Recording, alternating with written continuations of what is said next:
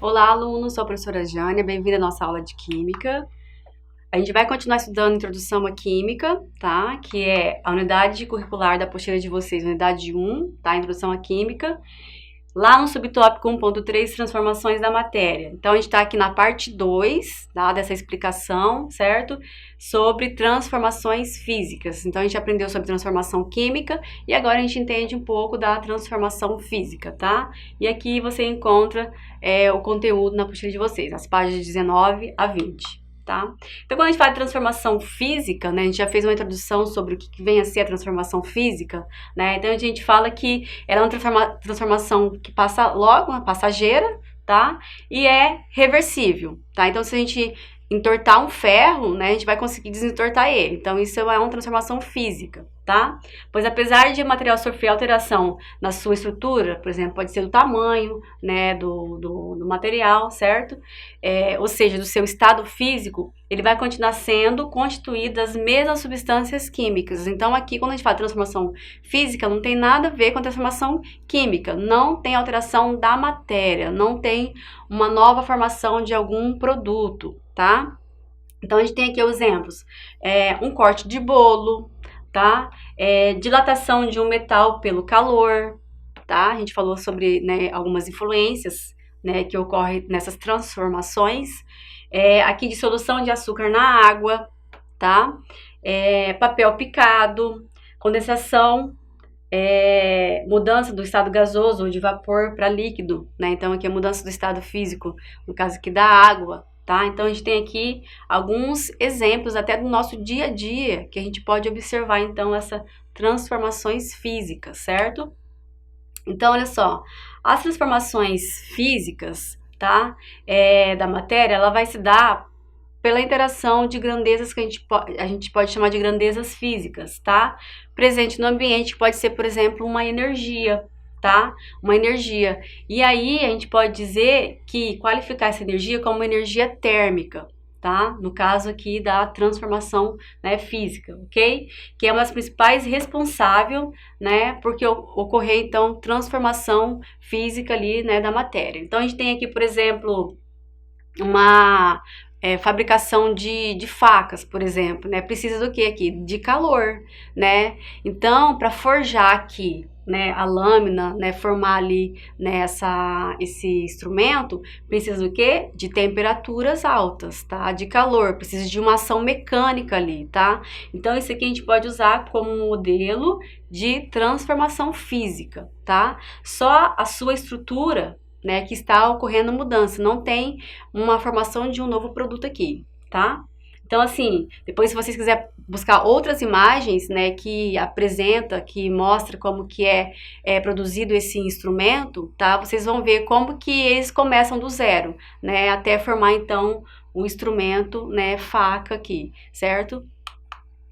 Então, aqui a gente tem, por exemplo, o ferro, né, o derretimento do ferro, um processo que a gente chama de fusão, tá? Então, os fenômenos físicos são aqueles onde a propriedade da matéria não se alteram, né? Pode ser aqui ponto de fusão e ponto de ebulição, tá? Então, a gente já estudou isso aqui na introdução à química, né? Expliquei para vocês o que é o ponto de fusão, de ebulição, certo?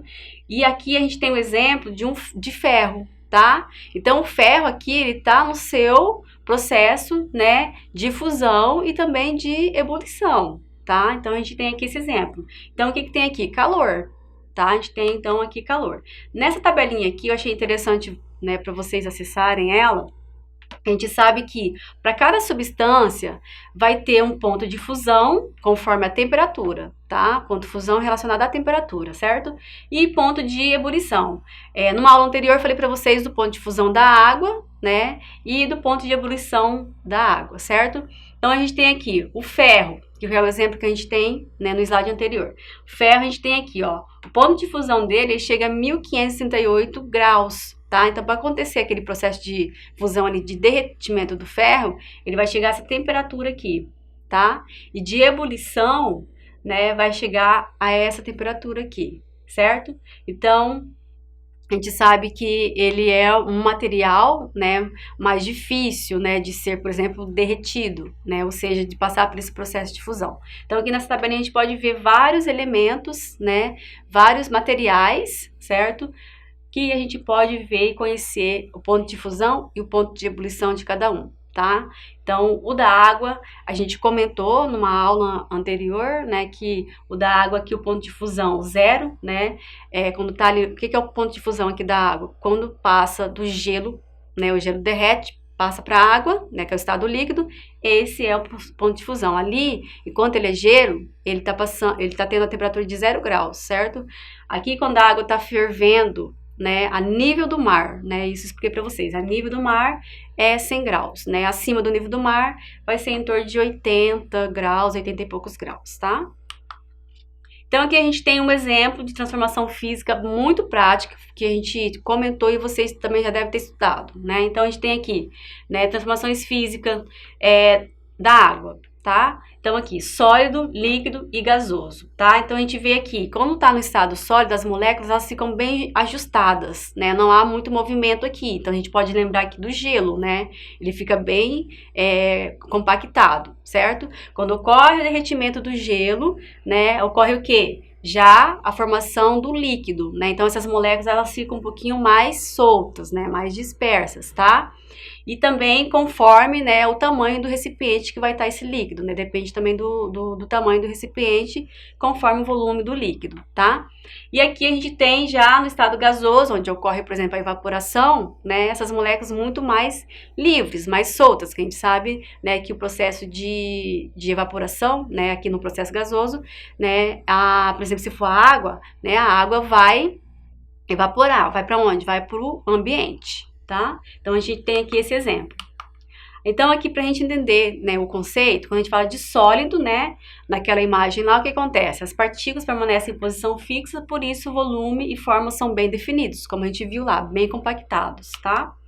Líquido, as partículas se movimentam com mais liberdade, né, como a gente viu, e por isso o líquido tem volume específico, mas a forma varia conforme o recipiente. Então aquela forma que a gente viu lá do sólido para o líquido, né, vai depender do que? Da forma do recipiente. E gasoso, né, as partículas elas se movimentam, né, em todas as direções e com mais velocidade, tá? Preenchendo todo o recipiente, por isso o volume e a forma são mais variáveis, tá? Então a gente tem, né, essa explicação, tá? Então aqui a gente pode ver de novo o modelo da transformação física do estado físico da água. A gente tem aqui ocorrendo o processo de fusão, tá? A água, né, o gelo, né, no estado sólido, ocorre derretimento aqui, né, que é a fusão, certo? Passa para o estado líquido, aqui a gente tem a água, tá?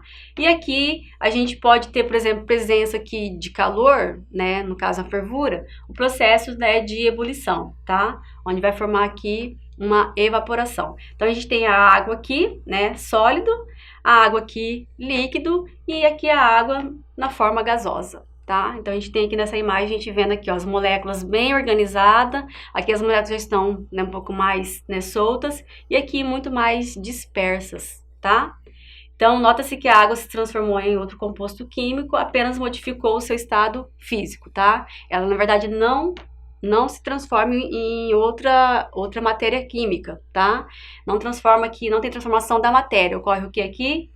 Modificação do seu estado físico, tá? Uma vez gelo, passou aqui, chegou até o estado gasoso, tá? Aqui a gente tem um exemplo também que acontece no nosso dia a dia, né? Água e açúcar, né? Então, quando tem uma diluição de água com açúcar, né, a gente pode chamar esse fenômeno de físico, né? A transformação física aqui, né? O açúcar é um composto covalente e quando dissolvido na água, tá? Essas moléculas elas vão se dispersar, tá? Então, a gente tem aqui a água, né? Duas moléculas de oxigênio e uma de hidrogênio, certo? E aqui a gente tem as moléculas de açúcar, né, dispersas aqui, certo?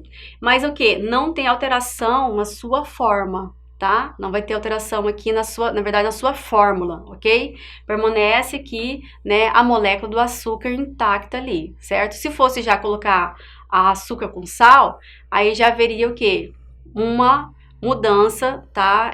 Química ali na molécula do sal, tá? Do sódio, ok? Esse aqui são exemplos que a gente tem de transformação física bem prático, né? Pra gente entender, ó, uma lata, né? Uma lata de alumínio amassada, né? Um prato, né? Que se desfaz, que quebra, trinca, né? Então isso também a gente pode usar como exemplo de transformação física, tá? Aqui esse gráfico representa o quê? Que a temperatura, ela sempre vai estar influenciando, tá? No ponto de fusão e também de ebulição, tá? Então, a gente tem aqui temperatura de fusão, temperatura de ebulição. Então, a temperatura sempre vai estar relacionada a isso, tá? Então, aqui a gente tem um nível, né, para chegar no ponto de fusão, tá? Outro aqui para chegar no ponto de fusão também e de ebulição. E aqui também no estado gasoso, né, que demora um pouquinho mais, também vai ter influência aqui no caso, né, da temperatura de ebulição, certo? Então, espero que vocês tenham gostado, que vocês tenham aprendido. Desejo muitos reais no estudo de vocês. Aguardo vocês na nossa próxima aula. Até mais!